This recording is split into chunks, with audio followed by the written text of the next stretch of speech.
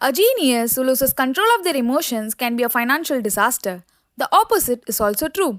Ordinary folks with no financial education can be wealthy if they have a handful of behavioral skills that have nothing to do with formal measures of intelligence.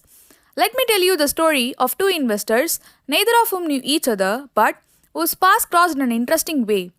Grace Groner was orphaned at age 12. She never married, she never had kids, she never drove a car, she lived most of her life alone in a one bedroom house and worked her whole career as a secretary. She was, by all accounts, a lovely lady, but she lived a humble and quiet life. That made the $7 million she left to charity after her death in 2010 at age 100 all the more confusing. People who knew her asked, where did Grace get all that money? But there was no secret, there was no inheritance. Grace took humble savings from a meager salary and enjoyed 80 years of hands of compounding in the stock market. That was it. Weeks after Grace died, an unrelated investing story hit the news. Richard Foscon, former vice chairman of Merrill Lynch's Latin American division, declared personal bankruptcy, fighting off foreclosure on two homes, one of which was nearly 20,000 square feet and had a $66,000 a month mortgage. Foscon was the opposite of Grace Groner, educated at Harvard and University of Chicago. He became so successful in the investment industry that he retired in his 40s to pursue personal and charitable interest. But heavy borrowing and illiquid investments did him in. The same year, Grace Groner left a veritable fortune to charity. Richard stood before a bankruptcy judge and declared, I have been devastated by the financial crisis. The only source of liquidity is whatever my wife is able to sell in terms of personal furnishings. The purpose of these stories is not to say that you should be like Grace and avoid being like Richard. It's to point out that there is no other field where these stories are even possible. In what other field does someone with no education, no relevant experience, no resources, and no connection vastly outperform someone with the best education, the most relevant experience, the best resources, and the best connections? There will never be a story of Grace Groner performing heart surgery better than a Harvard trained cardiologist or building a faster chip than Apple's engineers. Unthinkable, right? But these stories happen in investing. That's because investing is not the study of finance, it is a study of how people behave with money. And behavior is hard to teach, even to really smart people. You can't sum up behavior with formulas to memorize or spreadsheet models to follow. Behavior is inborn, varies by person, is hard to measure, changes over time, and people are prone to deny its existence, especially when describing themselves. Grace and Richard show that managing money isn't necessarily about what you know, it's how you behave. But that's not how finance is typically thought or discussed. The finance industry talks too much about what to do and not enough about what happens in your head when you try to do it. Financial success is not an art science, it's a soft skill where how you behave is more important than what you do. I call this soft skill the psychology of money. Soft skills are more important than the technical side of money.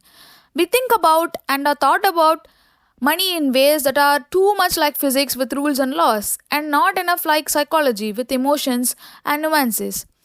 Physics isn't controversial, it's guided by laws. Finance is different, it's guided by people's behavior. Now, let us see the 18 crazy things about money. Number 1, no one is crazy. Your personal experiences with money make up maybe 0.00001% of what's happened in the world, but maybe 80% of how you think the world works. Every decision people make with money is justified by taking the information they have at the moment and plugging it into the unique mental model of how the world works. People do some crazy things with money, but no one is crazy, and here is the thing, people from different generations raised by different parents who earn different incomes and held different values in different parts of the world, born into different economics, experiencing different job markets with the different incentives and different degrees of luck, learn very different lessons. In theory, people should make investment decisions based on their goals and characteristics of the investment options available to them at the time. But that's not what people do. The economists found that the people's lifetime investment decision are heavily anchored to the experience those investors had in their own generation, especially experiences early in their adult life. Their view of money was formed in different worlds, and when that's the case, a view about money that one group of people think is outrageous can make perfect sense to another. Few people make financial decisions purely with a spreadsheet. They make them at the dinner table or in a company meeting. Places where personal history, your own unique view of the world, ego, pride, marketing, and odd incentives are scrambled together into a narrative that works for you. Number two, luck and risk. Luck and risk are both the reality that every outcome in life is judged by forces other than individual effort. They are so similar that you can't believe in one without equally respecting the other. They both happen because the world is too complex to allow 100% of your actions to dictate 100% of your outcomes. They are driven by the same thing. You are one person in a game with 7 billion other people and infinite moving parts. The accidental impact of actions outside of your control can be more consequential than the ones you consciously take.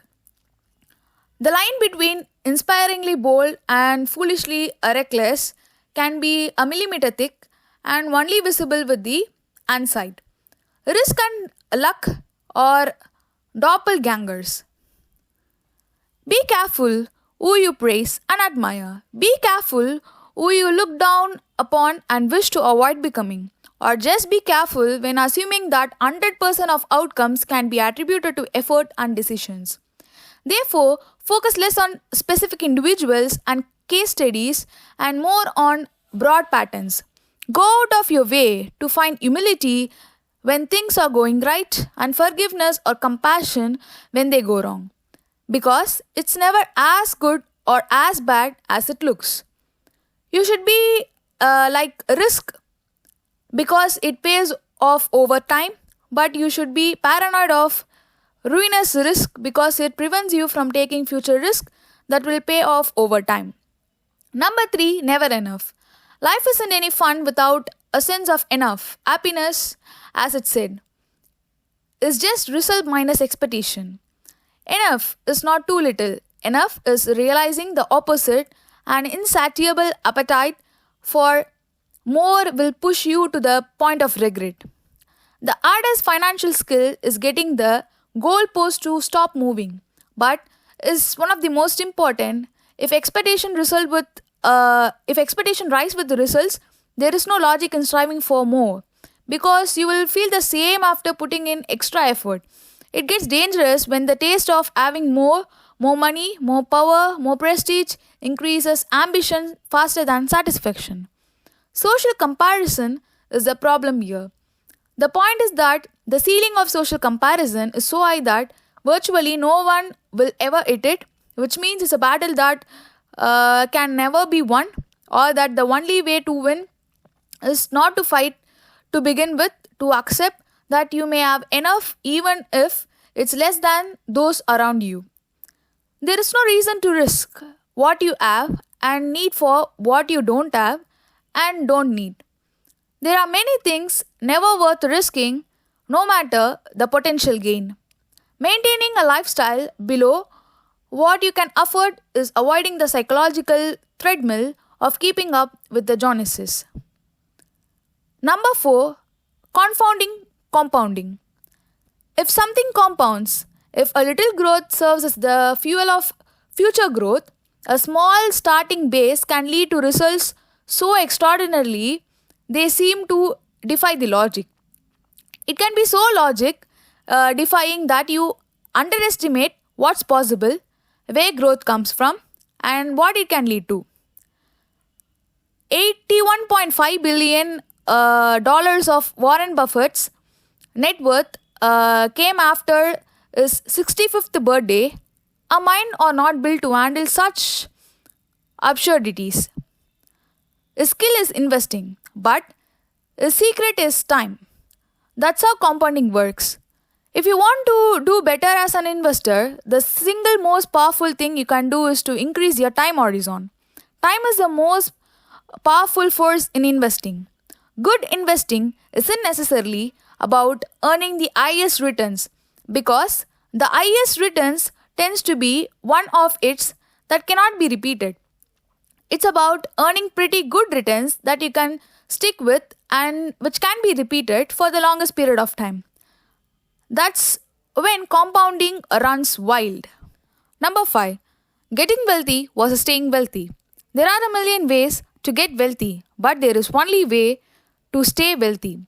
Some combination of frugality and paranoia.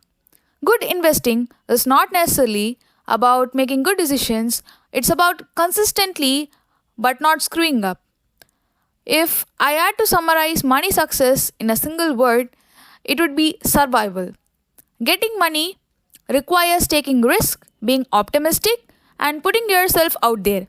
But keeping money requires the opposite of taking risk.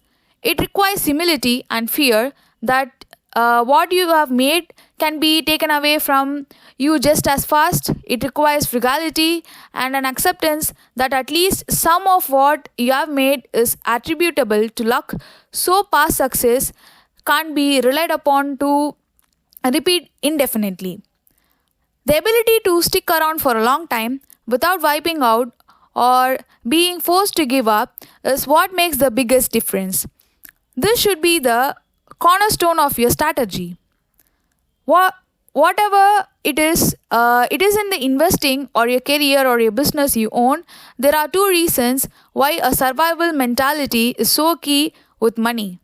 One is the obvious. Few gains are so great that they are the worth wiping yourself out over. The other is the counterintuitive math of compounding. Compounding only works if you give an assert years and years to go.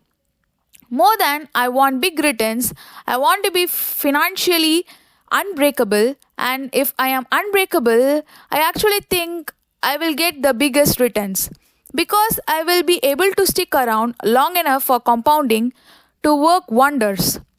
Planning is important, but the most important part of every plan is to plan on the plan not going according to plan. Many bets failed not because they were wrong, but because they were mostly right in a situation that required things to be exactly right. Room for error, often called margin of safety, is one of the most underappreciated forces in finance. It comes in many forms: a frugal budget, flexible thinking, and a loose timeline. Anything that lets you live happily with a range of outcomes. A barbell personality, optimistic about the future but paranoid about what will prevent you from getting to the future, is vital. Number 6, tails you win. A lot of things in business and investing work this way. Long tails, the farthest ends of the distribution of outcomes, have tremendous influence in finance, where a small number of events can account for the majority of outcomes. That can be hard to deal with. Even if you understand the math, it is not intuitive that an investor can be wrong half the time and still make a fortune. It means we underestimate how normal it is for a lot of things to fail, which causes us to overreact when they do.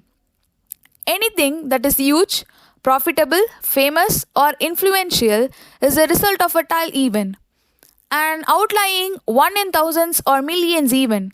And most of our attention goes to things that are huge, profitable, famous, or influential. When most of what we pay attention to is a result of a tile, it's easy to underestimate how rare and powerful they are. A good definition of an investing genius is a man or woman who can do the average thing when all those around them are going crazy. Tiles drive everything. Number 7, freedom. The ability to do what you want, when you want, with who you want, for as long as you want is priceless. It is the highest dividend money pays. The highest form of wealth is the ability to wake up every morning and say, I can do whatever I want today. People want to become wealthier to make them happier. Happiness is a complicated subject because everyone is different. But if there is a common denominator in happiness, a universal fuel of joy, it's that people want to control their lives. More than your salary, more than the size of your house, more than the prestige of your job, control over doing what you want, when you want to, with the people you want to, is the broadest lifestyle variable that makes people happy. Money's greatest intrinsic value, and this cannot be overstated, is its ability to give you control over your time. To obtain bit by bit a level of independence and autonomy that comes from unspent assets that give you greater control over what you can do and when you can do it. Using your money to buy time and options as a lifestyle benefit, few luxury goods can compete with. Aligning money towards a life that lets you do what you want, when you want, with, or who you want with, where you want, for as long as you want, as incredible written. Being able to wake up one morning and change what you are doing on your own terms whenever you are ready seems like the grandmother of all the financial goals. Independence to me doesn't mean you will stop working. It means you only do the work you like with the people you like at the times you want for as long as you want. Number 8, man in the car paradox. No one is impressed with your possessions as much as you are. There is a paradox here. People tend to want wealth to signal to others that they should be liked and admired.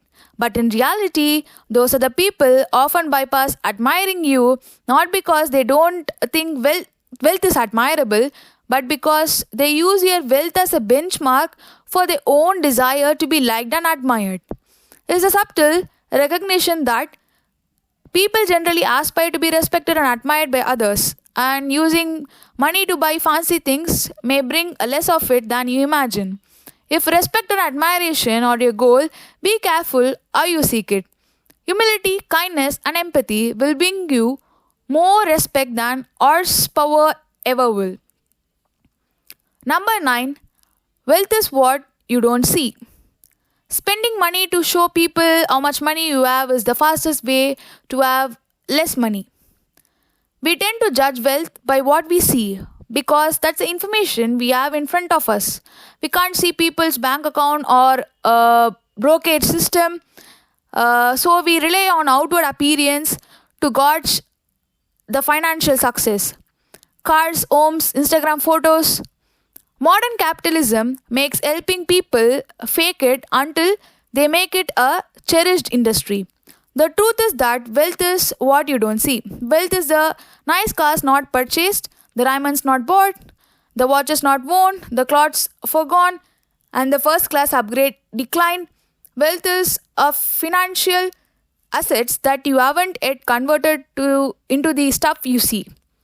That's not how we think about wealth because you can't contextualize what you can't see.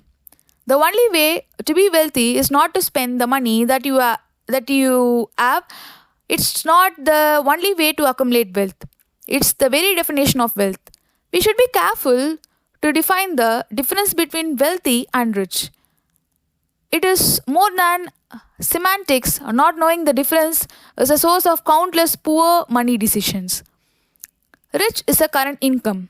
Someone driving a $100,000 car is mostly certainly rich because even if they purchase a car with debt, you need a certain level of income to afford the monthly payment. Same with those who live in big homes. It's not hard to spot rich people. They often go out of their way to make themselves known. Wealth is hidden. It's income not spent. Wealth is an option not yet taken to buy something later. Its values lies in offering you options, flexibility, and growth to one day purchase more stuff than you could right now. People are good at learning by imitations, but the hidden nature of wealth makes it hard to imitate others and learn from their ways. Number 10, save money. Building wealth has little to do with your income or investment return and lots to do with your savings rate. Independence at any income level is driven by your savings rate. Personal savings and frugality, financial conservation and efficiency are the parts of money equation that are more in your control and have a 100% chance of being as effective in the future as they are today. Wealth is just the accumulated leftover after you spend what you take in, and since you can build wealth without a high income but have no chance of building wealth without a high saving rate, it's clear which one matters more. Learning to be happy with less money creates a gap between what you have and what you want. Similar to the gap you get from growing your paycheck, but easier and more in your control. A high saving rate means having low expenses than you otherwise could, and having a lower expenses means your savings go farther than they would if you spent more. Spending beyond a pretty low level of materialism is mostly a reflection of ego approaching income. A way of spending money to show people that you have or add money. Think of it like this. And one of the most powerful ways to increase your savings isn't to rise your income, it's to rise your humility. When you define savings as a gap between your ego and your income, you realize why many people with decent income save so little. Savings can be created by spending less. You can spend less if you desire less, and if you desire less, if you care less about what others think of you. You don't need a specific reason to save. You can save just for saving's sake. And indeed, you should, everyone should. Everyone knows the tangible stuff money buys. The intangible stuff is harder to wrap your head around, so it tends to get unnoticed. But the intangible benefits of money can be far more valuable and capable of increasing your happiness than the tangible things that are obvious targets of your savings. Savings without a spending goal gives you options and flexibility, the ability to wait and the opportunity to pounce. It gives you time to think. It lets you change course on your own terms. Savings in the bank that earn 0% interest might actually generate an extraordinary return if they give you the flexibility to take a job with a lower salary but more purpose, or wait for investment opportunities that come when those without flexibility turn disparate. If you have flexibility, you can wait for good opportunities both in your career and for your investments. You will have a better chance of being able to learn a new skill when it's necessary. You will feel less urgency to chase competitors who can do things you can't, and have more leeway to find your passion and your niche at your own pace. You can find a new routine, a lower pace, and think about life with a different set of assumptions. Having more control over your time and option is becoming one of the most valuable currencies in the world. Less ego, more wealth. Saving money is the gap between your ego and your income, and wealth is what you don't see. Number 11, reasonable is greater than rational. Do not aim to be wholly rational when making financial decisions. Aim to just be pretty reasonable. Reasonable is more realistic, and you have a better chance of sticking with it for the long run, which is what matters most when managing money. What's often overlooked in finance is that something can be technically true but intellectually nonsense. A rational investor makes decisions based on numeric facts. A reasonable investor makes them in a conference room surrounded by co-workers you want to think highly of you. With a spouse you don't want to let down, or judge against the silly but realistic competitors that your brother-in-law, your neighbor, or your own personal doubts. Investing as a social component that's often ignored when viewed through a strictly financial lens. Number 12, surprise. The correct lesson to learn from surprises is that the world is surprising. Not that we should use past surprises as a guide to future boundaries, that we should use past surprises as an admission that we have no idea what might happen next. History is a study of change, ironically used as a map of the future.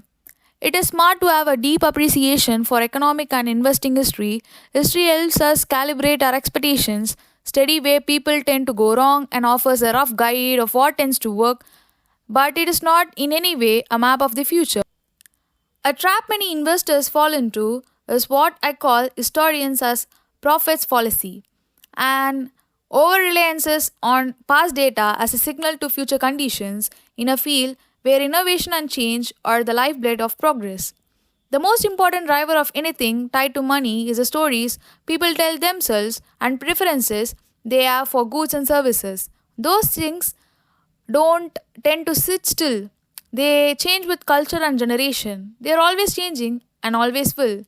The most important economic events of the future, things that will move the needle the most, are things that history give us little to no guide about. They will be unprecedented events. Their unprecedented nature means we won't be prepared for them, which is part of what makes them so impactful. It is true for both scary events like recession and war and great events like innovation. History can be a misleading guide to the future of economy and stock market because it does not account for structural changes that are relevant to today's world. The future back in history you look, the more general your takeaways should be. General things like people's relationship to greed and fear, how they behave under stress, and how they respond to incentives tend to be stable in time. The history of money is useful for that kind of stuff, but specific trends, specific trades, specific sectors, specific casual relationship about market, and what people should do with their money are always an example of evolution in progress. Historians are not prophets. Number 13, room for error. Margin of safety, you can also call it room for error or redundancy, is the only effective way to safely navigate a world that is governed by odds, not certainties, and almost everything related to money exists in that kind of world. Worship room for error. A gap between what could happen in the future and what you need to happen in the future in order to do well is what you gives you the endurance, and endurance is what makes compounding magic over time. The most important part of every plan is planning on your plan, not going according to plan. There is never a moment when you are so right that you can bet every chip in front of you. The world isn't that kind to anyone, not consistently, anyways. You have to give yourself room for error. You have to plan on your plan, not going according to plan. History is littered with good ideas taken too far, which are indistinguishable from bad ideas. The wisdom in having room for error is acknowledging that uncertainty, randomness, and chance, unknowns, are an ever present part of life. The only way to deal with them is by increasing the gap between what you think will happen and what can happen while still leaving you capable of fighting another day.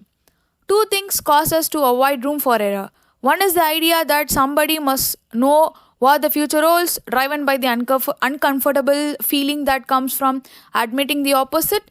The second is that you are therefore doing yourself harm by not taking actions that fully exploit an accurate view of that future coming true.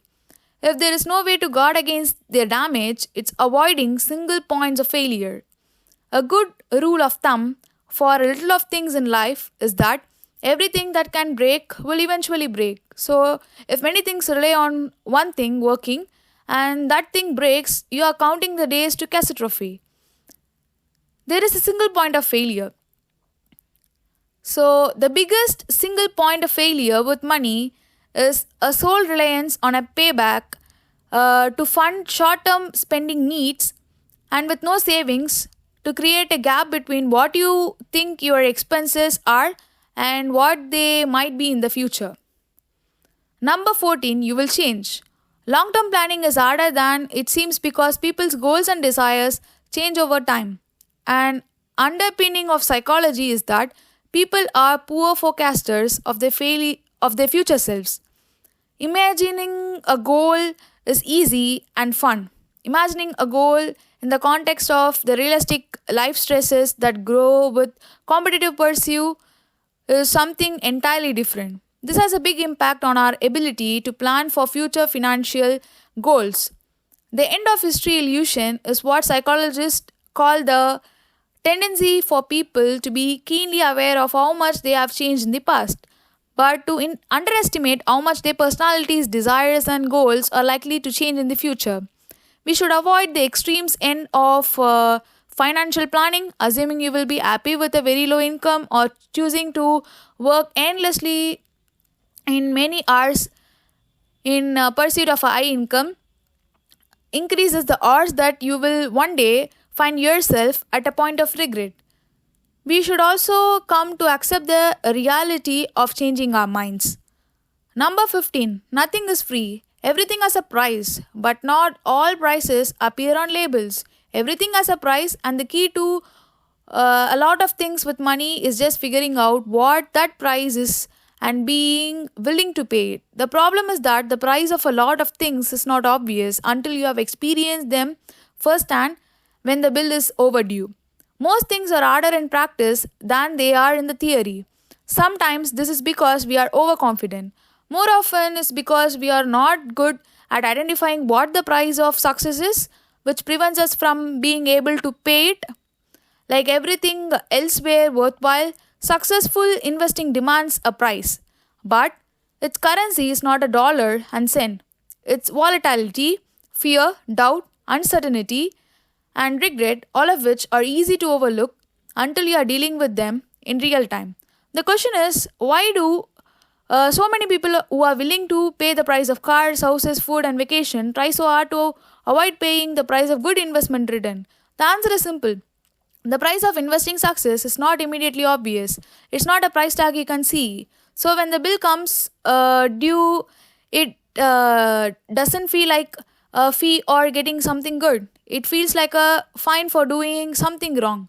And while people are generally fine with paying fees, fines are supposed to be avoided. You're supposed to make decisions that preempt and avoid fines. It sounds trivial, but something like thinking of market volatility as a fee rather than a fine is an important part of developing the kind of mindset that lets you stick around long enough for investing gains to work in your favor.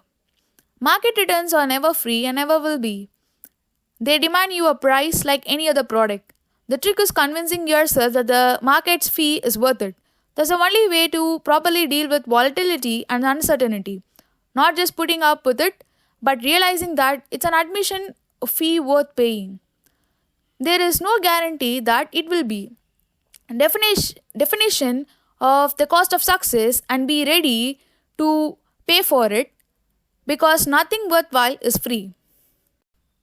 Number 16. You and me. Beware taking financial cues from people playing a different game than you are. An idea exists in finance that seems innocent but has done incalculable damage. It's the notion that assets have one rational price in a world where investors have different goals and time horizons. Bubbles form when the momentum of short term returns attracts enough money that the makeup of investors shifts from mostly long term to mostly short term. The formation of bubbles isn't so much about people irrationally participating in long term investing. There are about people somewhat rationally moving towards short term trading to capture momentum that had been feeding on itself. It's hard to grasp that other investors have different goals than we do because an anchor of psychology is not realizing that rational people can see the world through a different lens than your own. Rising prices persuade all investors in ways the best marketers envy.